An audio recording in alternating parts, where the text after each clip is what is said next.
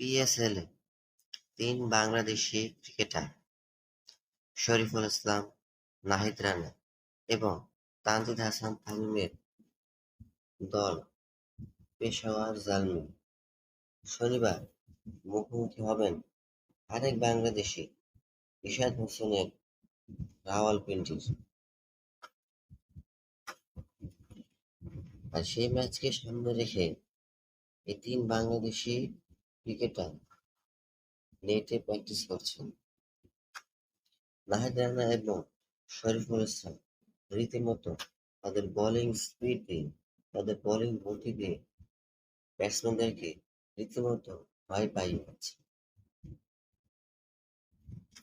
নাহিদ রানা পেশোয়ার জালমির অধিনায়ক বাবর আজমকে রীতিমতো চমকে দিলেন অথবা ভয় পাইয়ে দিলেন, এক প্রকার বাধ্য করলেন তার এই গতি বলটিকে ডিফেন্স করার জন্য। অপরদিকে শরীফুল ইসলামও কিছু কম যায় না, তিনিও তার বোলিং স্পিড দিয়ে অপর ব্যাটসম্যানদেরকে ভয় পাইয়ে দিচ্ছেন, রীতিমতো বাধ্য করছেন তাদের স্টাম্প বাঁচিয়ে ডিফেন্স করেন। অপরদিকে তানজিদ হাসান তামিম তিনিও তার ব্যাটিংটাকে বেশ ভালোভাবে চালিয়ে নিচ্ছেন। শনিবারের ম্যাচকে সামনে রেখে তিনিও রীতিমতো তার ব্যাটিং অনুশীলন চালিয়ে যাচ্ছেন। অভিজ্ঞ কোচ মিসবাহ হকের সাথে রীতিমতো তিনি তার ব্যাটিং প্র্যাকটিস করে যাচ্ছেন। তানজিদ হাসান তামিম এবং শরীফুল ইসলামের পিএসএল অভিষেক হওয়ার অপেক্ষা।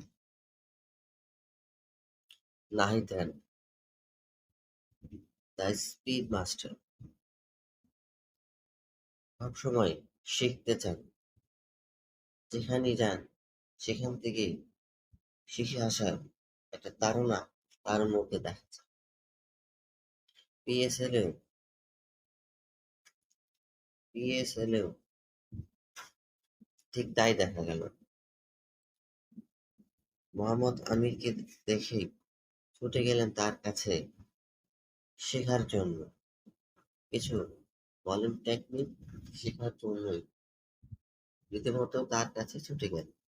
মোহাম্মদ আমিরও হাতে কলমে বুঝিয়ে দিচ্ছেন কিভাবে বল করতে হবে। আর নাহিদ রানাও তা মনোযোগ দিয়ে শুনছেন এবং শিখছেন। শনিবারের ম্যাচে হয়তোবা এই টেকনিক তার কাজে আসতে পারে। এই টেকনিক দিয়েই হয়তোবা রাওয়ালপিন্ডির ব্যাটসম্যানদেরকে কাবু করতে পারেন, একের পর এক উইকেটও নিতে পারেন।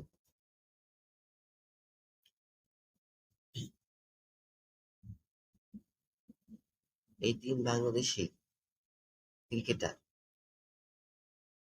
পেশোয়ার জালমির একাদশে সুযোগ পাবেন তো,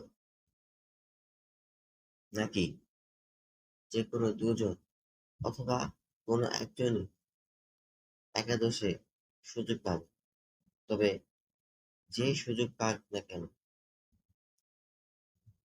সেই তার সম্পূর্ণ সেরাটা দিয়েই খেলবেন এবং পেশোয়ার জালমির নির্বাচকদের আর টিম ম্যানেজমেন্টের মন জয় করবেন।